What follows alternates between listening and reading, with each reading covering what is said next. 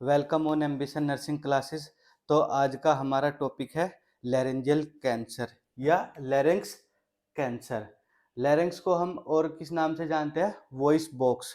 तो सबसे पहले हम थोड़ा सा इसके एनाटमी देखते हैं कैंसर को स्टडी करने से पहले। तो ये जो आप देख रहे हैं ऊपर वाली स्ट्रक्चर, इसे हम बोलते हैं इपीग्लोटिस। इपीग्लोटिस। और फिर उसके नीचे जस्ट इपीग्लोटिस के नीचे जो स्ट्रक्चर बनी हुई है जो लैरिंक्स के पास होती है, यानी लैरिंक्स के अंदर मान सकते हैं सुप्राग्लोटिस। और जो इसे इसके नीचे जो एक मतलब झिल्ली सी होती है उसे हम बोलते हैं वोकल कॉर्ड, जिससे क्या होता है साउंड प्रोड्यूस होती है, उसे हम बोलते हैं वोकल कॉर्ड। फिर उसके जस्ट पास में क्या होता है? ग्लोटिस होता है। ग्लोटिस होता है। फिर उसके जस्ट नीचे की तरफ ये दिखाया है सब ग्लोटिस। यानी ये सब किसके पार्ट है? ये लैरिंक्स के पार्ट होते हैं। इपीग्लोटिस, सुप्राग्लोटिस, वोकल कॉर्ड, ग्लोटिस और सब ग्लोटिस, ये किसके पार्ट है? लैरिंक्स के। इसी के अंदर, इसी के एरिया में होने वाले कैंसर को हम क्या बोलते हैं? Larynx cancer. तो ये था बेसिक सी थोड़ा सा एक इसका एनाटमी। तो ये एनाटमी थी इसकी लैरिंक्स की। अब इसके कैंसर के बारे में हम पढ़ते हैं कि इसकी डेफिनेशन देखते हैं सबसे पहले। तो डेफिनेशन क्या है इसकी? Larynx cancer is a laryngeal carcinoma. Carcinoma, ये पहली वीडियो में भी बताया था। कार्सिनोमा किसे बोलते हैं? जो सॉफ्ट टिश्यू होते हैं या फिर एपिथेलियल जो सेल होती है उनका जो कैंसर होता है उन्हें कार्सिनोमा बोलते हैं। Develop in any part of larynx, यानी लैरिंक्स के किसी भी पार्ट में कैंसर हो जाना, उसे ही हम क्या बोलते हैं? लैरेंजियल कैंसर या फिर लैरिंक्स कैंसर। यानी इस पार्ट में, यहाँ से लेकर के यहाँ तक के किसी भी हिस्से में अगर कैंसर हो जाता है उसे हम बोलते हैं लैरिंक्स कैंसर। तो ये डेफिनेशन थी इसकी। अब हम इटियोलॉजी यानी कोज के ऊपर बात करते हैं कि किस वजह से ये देखने को मिलेगा। तो जेनेटिक म्यूटेशन यानी जीन में कोई जो जीन होते हैं डीएनए में, उनमें कोई म्यूटेशन या चेंजेस आ गया है तो उसकी वजह से ये देखने को मिल सकता है laryngeal cancer. Exposure to carcinogenic substance, ये क्या होता है? ऐसे सब्सटेंस जो कार्सिनोजेनिक होते हैं, यानी जो कैंसर को प्रोड्यूस करते हैं, तो उसे ही हम बोलते हैं कार्सिनोजेनिक सब्सटेंस। तो ऐसे सब्सटेंस के एक्सपोजर में आ जाना। फिर कहता है एचपीवी, एचपीवी इन्फेक्शन हो जाना। एचपीवी का मतलब होता है ह्यूमन पेपिलोमा वायरस। इसकी वजह से भी ये लैरिंक्स कैंसर हमें देखने को मिल सकता है। फिर देखते हैं पुअर डेंटल हाइजीन, यानी अगर ओरल हाइजीन मेंटेन नहीं रख पाता कोई भी, तो उसे ये लैरेंजियल कैंसर होने की संभावना होती है। तो ये पुअर डेंटल हाइजीन की वजह से भी हो सकता है और स्मोकिंग की वजह से भी। Betel nuts, BETEL, betel nuts, इसका मतलब होता है जो आपने देखा हो कभी पान, जो लोग पान खाते हैं तो उसमें एक छाली होती है, छाली, तो उसे ही हम क्या बोलते हैं? Betel nuts. तो इसकी वजह से भी हमें लैरेंजियल कैंसर देखने को मिल सकता है। अब देखते हैं टाइप्स ऑफ कैंसर, यानी टाइप्स ऑफ लैरेंजियल कैंसर, यानी लैरेंजियल कैंसर कितने टाइप्स के होते हैं। तो सबसे पहले है स्क्वेमस सेल कार्सिनोमा, यानी कार्सिनोमा जो स्क्वेमस सेल होती है, इपिथेलियल का एक टाइप होता है स्क्वेमस सेल, यानी जो इनर लेयर होती है उनका कैंसर हम क्या बोल सकते हैं? Squamous cell carcinoma. और फिर दूसरे नंबर पे है एडिनोमा, एडिनोकार्सिनोमा। एडिनोकार्सिनोमा क्या होता है?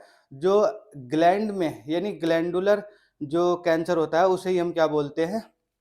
Adeno adenocarcinoma. ट्यूमर या जो भी है कैंसर है तो इसे हम एडिनोमा यानी ग्लैंड का कैंसर बोल सकते हैं। जो लिम्फ में कैंसर होता है उसे हम लिम्फोमा बोलते हैं। और सार्कोमा, पिछली वीडियो में भी बताया था कि जो सार्कोमा है कनेक्टिव टिश्यू का जो है कैंसर होता है, या फिर सपोर्टिव टिश्यू बोल सकते हैं। तो उसे हम जैसे बोन में या ब्लड में जो कैंसर होता है उसे हम क्या बोलते हैं? सार्कोमा। मिलेनोमा, वे सेल्स जो यानी हमारे स्किन कलर को डिनोट करती है, या हमारे स्किन कलर को बताती है कि कौन सी कलर जो है, स्किन कलर जो है किस टाइप का होगा, वाइट होगा या ब्लैक होगा या थोड़ा ब्राउन टाइप होगा। तो वो कौन सी सेल, मेलानोमा सेल्स जो है वो बताती है, स्किन कलर को दर्शाती है। तो उसके कैंसर को हम क्या बोलते हैं, मेलानोमा। फिर क्या है, म्यूको म्यूको इपिडर्मियोइड कार्सिनोमा।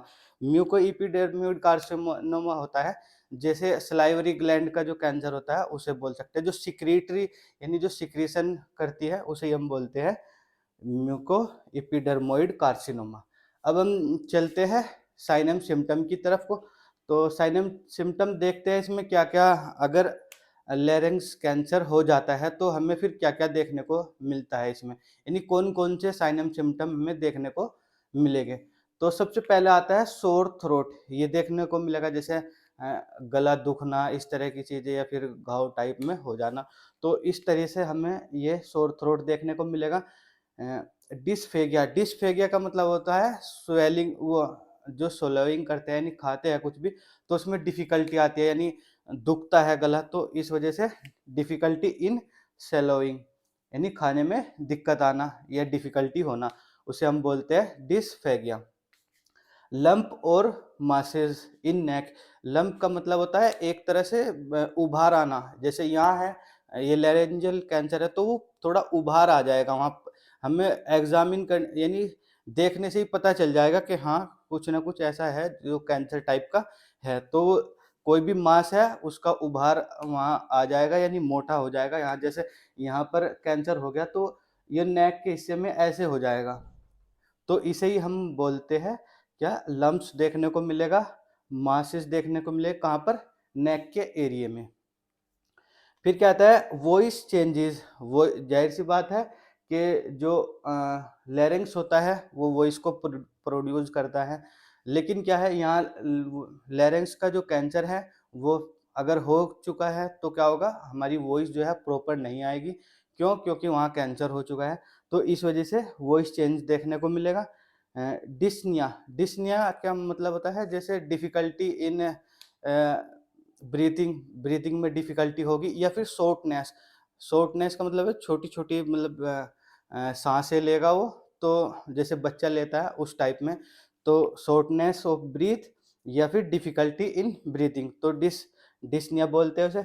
कफ देखने को मिलेगा, और क्या मिलेगा, ईयर एक। ईयर एक यानी कान में जो है पेन होगा, और वेट लॉस देखने को मिलेगा, क्योंकि उसमें खाने में दिक्कत हो रही है तो वेट लॉस तो देखने को मिलेगा ही, वेट कम होता चला जाएगा। और थ्रोट डिस्कम्फर्ट, जो थ्रोट है वो भी डिस्कम्फर्ट हो जाएगा, यानी बेचैनी से आदमी को होने लगेगी। अब हम देखते हैं डायग्नोस्टिक इवेल्युएशन, हम किस तरीके से फाइंड आउट करेंगे कि लैरेंजियल कैंसर है या लैरेंक्स का कैंसर है। तो सबसे पहले हम इसमें क्या करते हैं, हिस्ट्री कलेक्शन। पहले पेशेंट की हिस्ट्री हम कलेक्ट कर लेंगे, उसके बाद उसका फिजिकल एग्जामिनेशन करेंगे। फिजिकल एग्जामिनेशन में कई सारे स्टेप है, वो सारी चीज़ें हम फिजिकल एग्जामिनेशन में करेंगे। फिर चेस्ट एक्सरे, यानी चेस्ट चेस्ट का एक्सरे करेंगे, ताकि कोई मतलब एबनॉर्मलिटी हमें जो है वो दिख जाए।